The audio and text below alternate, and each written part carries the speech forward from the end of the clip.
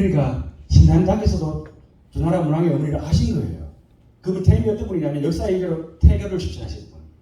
태교를 실천해서 주나라 문왕 같은 훌륭한 아들을 낳았으니 나도 태교를 해서 훌륭한 아들을 낳고 싶다 해서 실시고 사자고 태임이요. 태임을 스승으로 보신다는 얘기거든요. 그리고 당자는 집당자예요. 아시죠? 그래서 우리가 신사임당이라고 합니다. 명칭이 그거예요. 아셨죠? 그걸 뭐 아시는 분도 아시겠지만 그건 참고로 말씀드리고 태교 얘기도 나왔기 때문에 이제 곁들여서 말씀드리는 그런 상황이 됐고, 일단 알기 전에 신사임당이 어떤 분인지는 간단하게 알아야 돼요.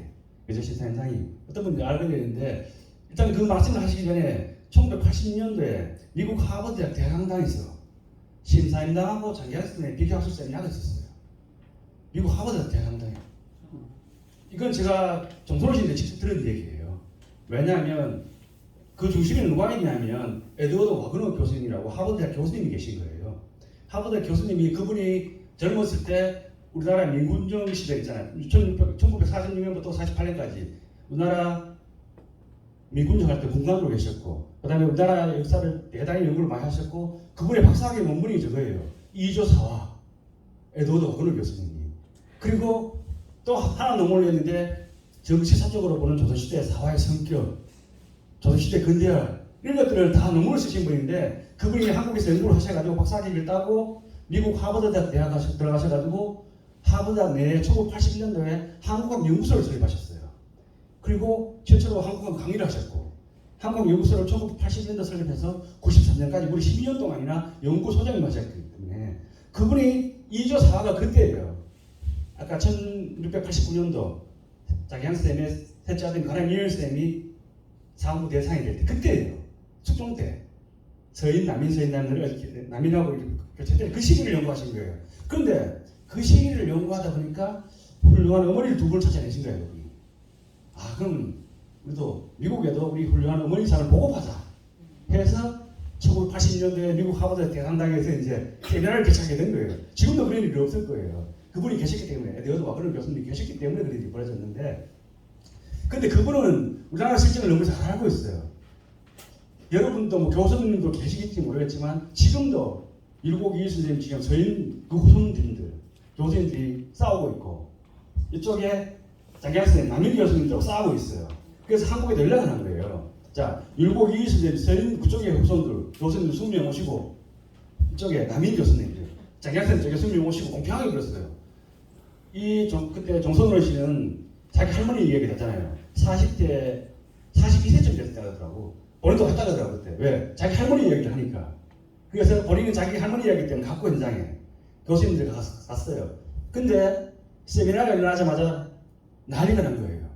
남인 쪽의 교수님들이 공격을 하는 거예요.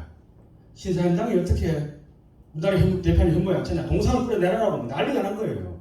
그 당시에 정성호 씨 말로는 그 당시에 있었던 얘기를 들어보면 세부 항목은 15가지 정도 있었는데 장기학 선생님 하나 빼고는 다 무시하더라고요.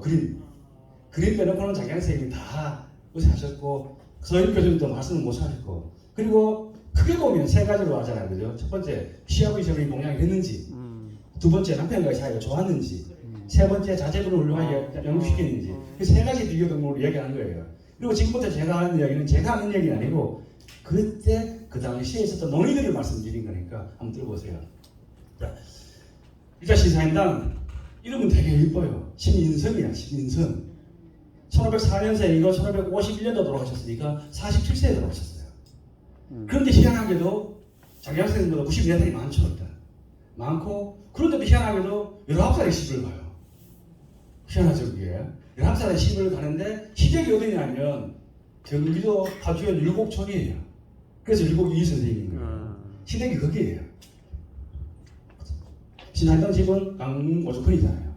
오죽헌인데, 자, 시집가는 그해 아버님이 돌아가셨단 말이에요. 그럼 시댁에다 얘기를 하는 거죠. 아버님 3년상을 치르고 돌아가겠습니다 하니까 그건 뭐 다 인정하는 부분, 누구는 다 인정하는 부분이야 그러는 거죠. 그런데 그 이듬해부터 홀로 계신 어머니가 아프기 시작한 거예요. 어머니가 아프기 시작하니까 시댁에 얘기를 하는 거예요. 시댁에는 못 가는 겁니다. 언제 가냐면 제가 공식 기록을 보니까 38세, 39세 그쯤 돼가지고 시아버지, 시어머니 다 돌아가시고 가셨다가 47세에 돌아가시는 거거든요. 그러면, 그리고 강릉 오죽헌에 계실 때도 큰일이 있을 때마다 왔다 갔다 하는 거지. 공식적으로 보시면 시아버지 시어머니 공양을 안 했다는 얘기가 되는 거예요. 그때 그 주장 그때 그 말을 들은 내가 말씀드린 거니까 제가 뭐 객관적인 사실도 그때 찾아봤기 때문에 말씀드리고 첫 번째는 뭐 그러면 장기하쌤을 한번 보자고요. 장기하쌤이 제가 이제 말씀드린 두들말을 1640년도 왔다 했잖아요. 진짜로는 8년 전에 오셨어요. 1632년도에 스키 시민사 분관을 했어요. 그런데 그 이듬해부터 시아버님이 아프다는 소리가 들린 거예요. 다시 영도로 가셔요. 그리고 1632년도 오셔가지고 제일 먼저 한 일이 뭐예요? 그 두들말 주위에다가 도토리를 심어놓고 가셨어요. 그리고 시아버님 돌아가시고 다 상을 차지하고 1640년도에 본격적으로 오셨기 때문에 제가 1640년도로 말씀드리는 거예요. 그때 왔을 때 그렇게 되겠어요. 도토리면 나무가 이미 자라서 도토리를 비워서 어려운 길을 평생 구실할 수 있는 기회가 생기는 거죠. 멀리 보고 가신 거예요. 멀리 보고. 그러면 시아버지 시어머니 공양 문제는 비교할 수가 없잖아요. 그는. 확실히 이분은 그렇게 하셨고 남편과의 사이는 또 비교가 되더라고요. 그러니까 남편이 다 아시잖아요. 이원수란 분이잖아요. 이건 유명한 얘기죠. 그분이 이제 장가 왔을 때 신사임당께서 당신이 학문이 모자라니까 10년 공부를 하고 들어오시라고 이렇게 보내잖아요. 그러면 남편 입장에 대해서 한번 생각해 볼게요. 그분은 갈 데가 없어. 강릉 파주에 율곡천에 가자니 부인도 없는데 거기서 뭐예요 혼자. 그러면 강릉에 오자니 10년 공부를 하고 돌아오고 학문이 모자라니까 보내다 시키잖아요. 그럼 이분이 방황을 하게 되는 거예요. 정처없이 또 돌아다니는 거야. 그러다 보니까 강릉 파주 율곡천에서 강릉까지 오는데 중학이 얼마나 많겠어. 술집 중학이 방황을 하게 되니까 그 건모라는 술집 중하고 실제로 같이 살게 된 거예요. 진짜로. 역사적 사실을 말씀드립니다 여러분들인데 제가 여러분들 거짓말 안 하잖아요. 그때 있었던 얘기를 그대로 맞는데 건모라는 중하고 같이 살게 됐는데 신사임당께서 47세에 먼저 돌아가셨잖아요. 돌아가셨는데 남편분을 불렀어요. 그런데 그 한마디가 아주 걸작입니다. 신사임당께 돌아가시면서 남편분에게 한 얘기 뭐라고 하고 돌아가셨냐면 당신과 나 사이는 벌써 7남녀가 있잖냐. 당신이 이제 손이 더 이상 필요 없지 않느냐. 그래서 내가 죽더라도 그 건모라는 술집 지모를 집으로 들이지 말아 했어요. 밖에서 살고 집으로 들이지 말아 했거든요. 그런데 그게 안 이렇게 됐어요. 신당장께서 돌아가시고 얼마 있다가 그 술집 주모가 집안으로 들어오게 된 거예요. 그때가 언제냐? 율곡이 이 선생님이 16살 때예요. 16살 때. 거기서 율곡이 시대의 평생의 오점을 하나 남기시게 되는데 뭐냐면 그 술집 주모가 얼마나 악독했는지 도벽에다가 주벽에다가 얼마나 악독했는지 들어오자마자 그해 율곡이 선생님이 집을 나가시게 돼요. 집을 나가서 금강산 유종사에 가서 공부하려고 스님이 되려고 집을 나가신 거예요. 스님이 됐다가 결국 마음을 바꾸시고 다시 돌아가셨지만 그래서 율곡이 선생님 평생 오점이 그거예요. 우리나라 유학의 대가가 스님이 되려했다. 근데 그 후손 후학들이 잘해서 그거는 이제 마무리가 돼가지고 이야기는 안 나오는데 그게 오점을 남는 거예요. 그렇지만 그렇게 생각하면 남편과의 사이가 좋았네 이거죠. 객관적으로 봤을 때. 그럼 장기하쌤이 한번 보자고요. 우리가 그 부분 사이를 알 수 있는 거는 책 제목만 봐도 알 수 있죠 여러분. 그죠? 장기하쌤이 60대 때 뭐 남편에게 책을 갖다 드리니까 이 책은 당신이 우리 집에 시집 와서 저희 집에 시집 와서 60년 동안의 모든 정성들이 책에 들어있고 그리고 또 딸아이 앞서는 한이 서려있고 그래서 이 책의 내용이 한글이지만 이 풍경으로 제목을 적어줬잖아요. 교훈식 이방이라고. 그만 봐도 두 분 사이는 이미 알 수 있는 거예요. 자세하게 말하면 또 시간이 더 길어지니까 말을 못 드리지만 어쨌거나 그렇게 되면 남편과 사이도 비교할 수가 없는 거예요. 단지 이제 우리가 세 번째 항목은 자녀분 양성 문제에서는 그거는 비교가 될 수 있죠. 어차피 16살까지 열심히 있어도 돌아가셨으니까 신사임당에 무슨 교육을 받으셨겠죠. 그래서 교육을 받으셨고 그리고 율곡이 이스님이 얼마나 훌륭하신 분이냐면 13세 때부터 조선시대 9가지 시험이 있어요. 다 장으로 하신 거예요. 구도 장흥공이라 부를 정도로 신동이면 신동이고 신사임당께 교육을 잘 받았는 거 되겠죠. 그래서 물론 신사임당은 우리가 신사임당을 부르지만 신사임당은 정경분이에요. 율곡 이스님이 이쪽 판서 이상 하셨기 때문에 정기상 하셨기 때문에 그냥 부를 뿐이죠. 우리가 그냥 신사임당을 부를 뿐이죠. 그러면 자기 학생 아드님 7명이 7사람이라는 정도로 훌륭하게 장성하셨잖아요. 이런 비교들을 봤을 때 이거는 그때 그대로 있는 말씀 드릴게요. 저기서 할 말이 없는 거예요. 그렇다고 장기학생 쪽에서는 자제분을 훌륭하게 양성시켰을 뿐 아니라 모든 평생 동안 어려움들을 구휼하시고 사셨고 이게 싸우니까 마지막으로 조선의 시 마이크를 받았다 하더라고 본인이. 다 이제 싸우시니까. 그래서 정선호 씨 마지막으로 이제 자기 할머니 얘기도 하니까 한 말씀 해보시라고. 정선호 씨 그때 정선호 씨 42세 때인데, 정선호 씨도 이제 그 당시에 벌써 대학교를 졸업하셨고 대대학교 이사하셨기 때문에 학문적으로 좀 뛰어나신 분이서 정선호 씨 자체가 마이크에 말하다가 이렇게 말씀하셨대요. 교수님들 너무 부끄럽다. 어떻게 미국 하버드 대학강당에서 우리나라 대표한다는 지정들이 싸우고 있느냐. 대신 이렇게 한번 생각해 봅시다, 여러분. 이렇게 말씀하셨더라고요. 우리 할머니는 시사임당보다 40년 가까이 사셨잖아요. 83세에 돌아가셨으니까. 그래서 우리 할머니는 시사임당보다 40년 가까이 더 사셨기 때문에 음식 디반 같은 문화 유산을 남길 수가 있었고, 그리고 교수님들 싸우는 것보다도 이렇게 생각하면 여보자, 우리나라에는 훌륭한 어머니가 많으면 많을수록 좋지 않겠냐.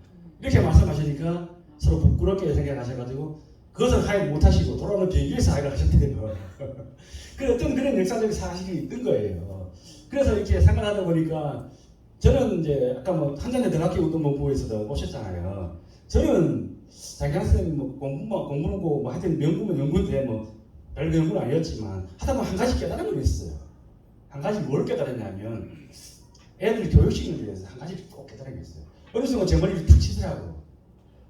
여러분들이 어떻게 생각하시고 제가 개인적으로 깨달은 거 좀 말씀드리면, 애들이 있는데 말하는 것 중에 가장 무서운 말이 있다고 생각이 드는 거예요. 뭐냐?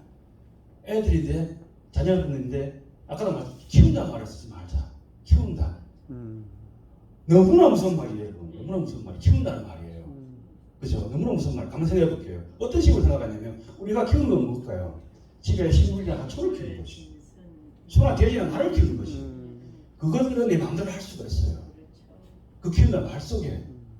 그러면 애들을 키운다. 그러잖아요. 나는 얘를 촉소수로 키운다. 의사로 키운다. 오, 저는 그 생각을 하면 솔직히 너무 무서운 거예요. 저도 왜 집사람들은 그래요. 애들인데 절대 의식적으로라도 키운다는 말을 하지 말자. TV에서 박사님들이 나와서 애들을 키운다. 이거는 저는 솔직히 말씀드리면 저는 소름이 들어요. 그런 말 들을 때마다. 자기 원하는 대로 할 수 있다는 얘기거든요. 제 소리란 말이 포함되어 있잖아요. 그래서 저는 그걸 보면서 옛날에 TV 1580이라는 프로가 있었어요. 프로가 있는데 도로가에 차가 앉아서 있는데 맨날 며칠이라도 안 가는 거예요. 그래서 고속도로 선출대가 가보니까 6살짜리 여자애가 인형을 안고 죽어 있어요. 뭔가 등이 이렇게 돌려서 죽어 있는데 아버지를 찾을 수가 없어. 아버지를 찾아보고 차에 올라가 보니까 아버지가 오솔길 가서 목을 매가 잡아놨대요. 왜 그런 현상이 벌어질까요? 그 아버지를 걔를 키운 거예요. 그게 내 소유라는 얘기지. 내 마음대로 할 수 있다는 얘기지. 그런 식으로 되면 요즘도 얼마 전에 기억 나오잖아요.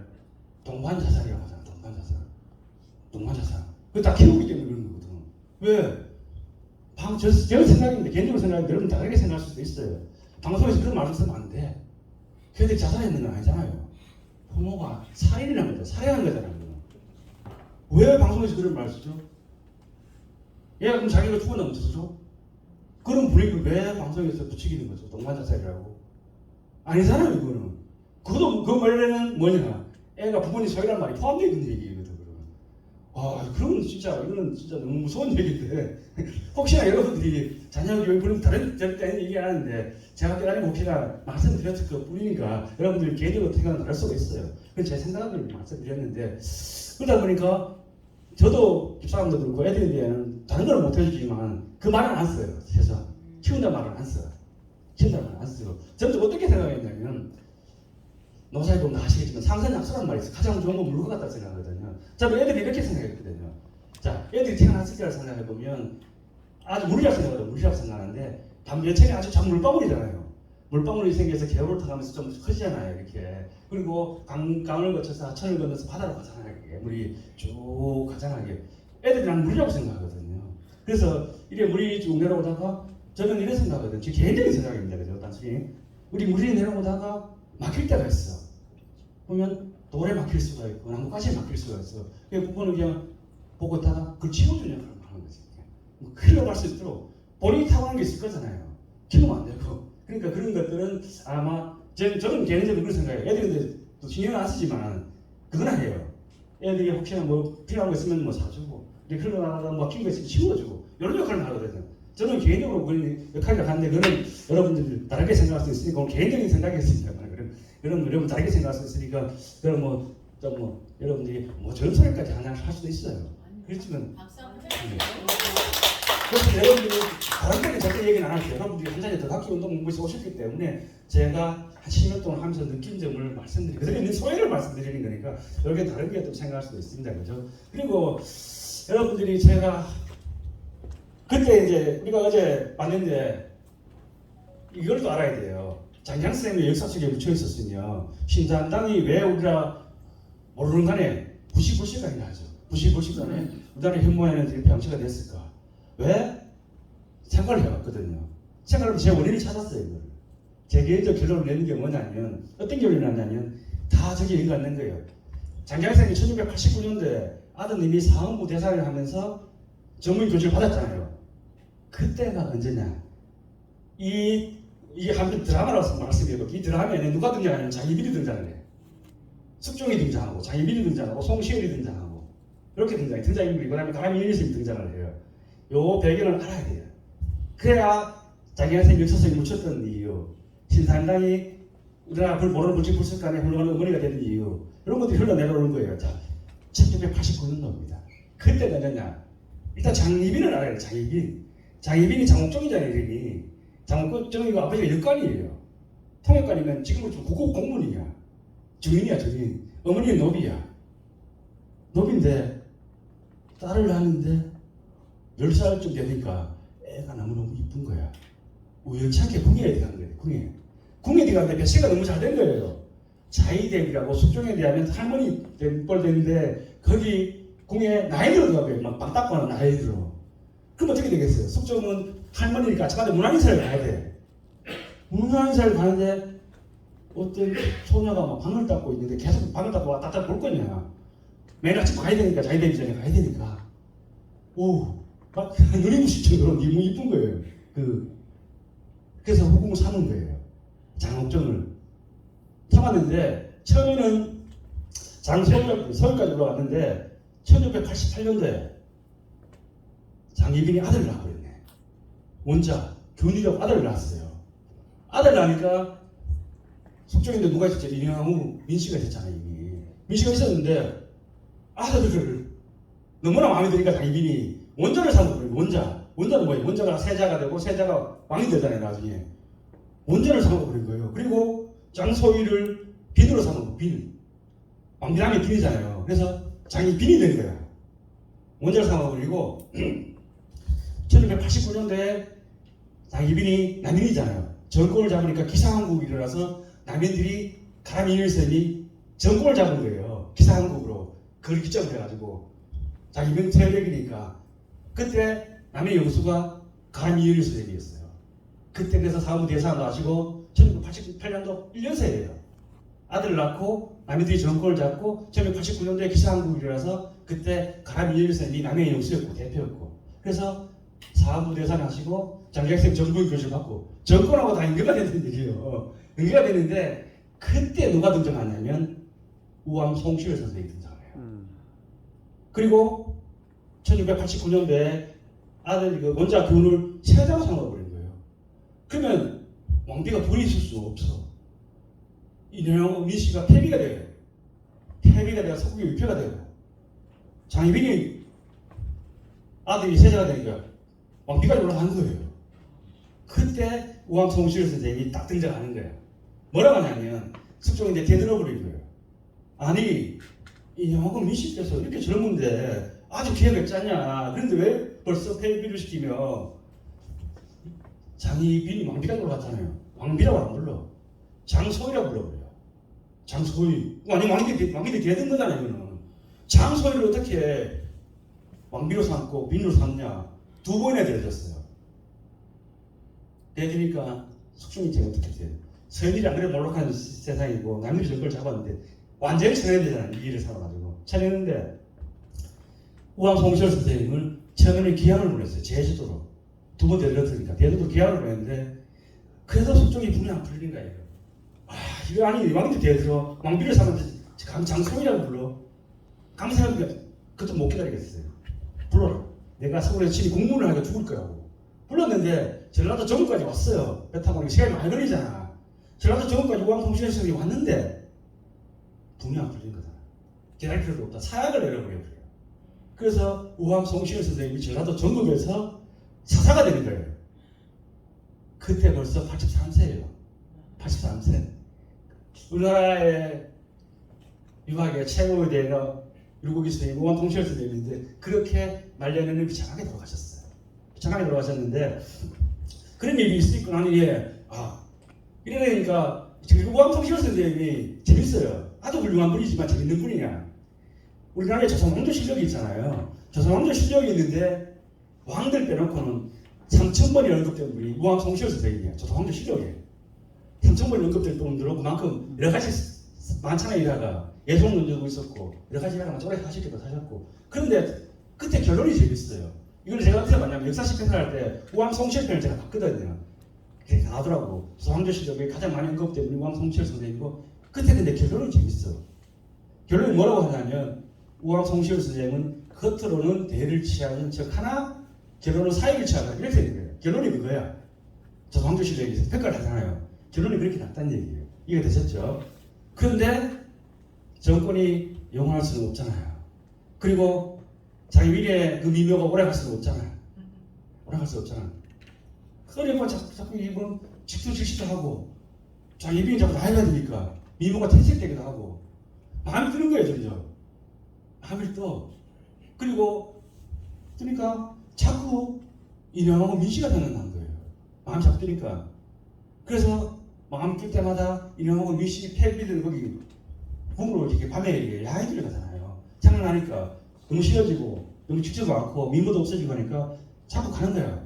가는데 갈 때마다 그게 이제 인형하고 민씨 몸쪽이었죠. 최무술이 그분이 달피타다 되고 정한술 들고 계속 기도를 하고 있는 거예요. 자, 우리 인형하고 빨리 복귀를 해주십시오. 계속 기도를 해요. 그러니까 숙종께서 갈 때마다 그 모습을 본 거예요. 또 얼마나 이뻤겠어요. 그 달빛에 기도를 하고 있으니까 최무술이를 호구로 삼는 거잖아요. 영조 어머니잖아요. 그분이 다 하잖아요. 그게 그분이 영조 어머니가 된 거잖아요. 여러분 다 아시다시피. 그렇게 막 세월이 이어지는 거잖아요. 그렇죠? 그렇게 이어지다 보니까 장희빈이 결국은 일왕을 1989년에 했잖아요. 1894년도 되니까 한 6년 뒤에요. 서현들이 또 정권을 잡기 시작해. 그리고 장희빈이 폐비가 되고 1701년도 사살을 받게 죽잖아요. 죽으면서 원래는 왕비까지 올라가는데 우리가 장희빈이라고 부르잖아요. 왕비예요. 원래 아들이 경종이 왕이 됐잖아요. 왕비인데 사사되어 죽으면서 비늘로 광등되어 죽었어요. 그래서 우리는 역사 속에서 장희빈이라고 불러. 왕비까지 갔으나 비늘로 광등되어 죽기 때문에 장희빈이라고 부른다. 그 역사적 그림이잖아요. 그죠? 그림이고 우암 송시열 선생님이 있잖아요. 1989년도에 사사되어 죽었잖아. 죽었는데 1694년도에 갑술사가 일어나면서 서현들이 정권을 잡으면서 복권이 되어버려. 6년 만에. 복권이 되고 서현들이 자칫 정권을 잡게 되면서 남인들이 몰락하기 시작한 거예요. 장인들하고 같이 몰락하게 된 거죠. 그러니까 그때 남인들이 잠깐 정권을 잡았어요. 그러니까 자기 학생도 정부인이 되고 그 다음에 아버님도 상부 대상이 되고 그때예요. 그때. 정권이 이루면서 어떤 일이 벌어지냐면 남인들이 몰락하면서 남인 중에 조사기라는 거예요. 조사기라는 분이 그 갑선사에 껴서 사사되게 생겼어요. 그리고 그 당시에 남인의 영습 때는 자기한테 아들인 가라미열 선생님이 상수를 쓴 거야. 이 조사기라는 분은 죄가 없으니까 죄를 하지 말라고 숙종한테 상수를 하게 된 거잖아요. 남인의 영습을 대표였으니까 그 당시에 썼는데 거기서 또 미움을 받아서 가라미열 선생님이 기양을 가게 돼요. 기양을 어디로 가냐면 한겨부터 종속으로 위리안치가 되는 거예요. 위리안치는 나무를 심어서 집 밖으로 못 빠져나가.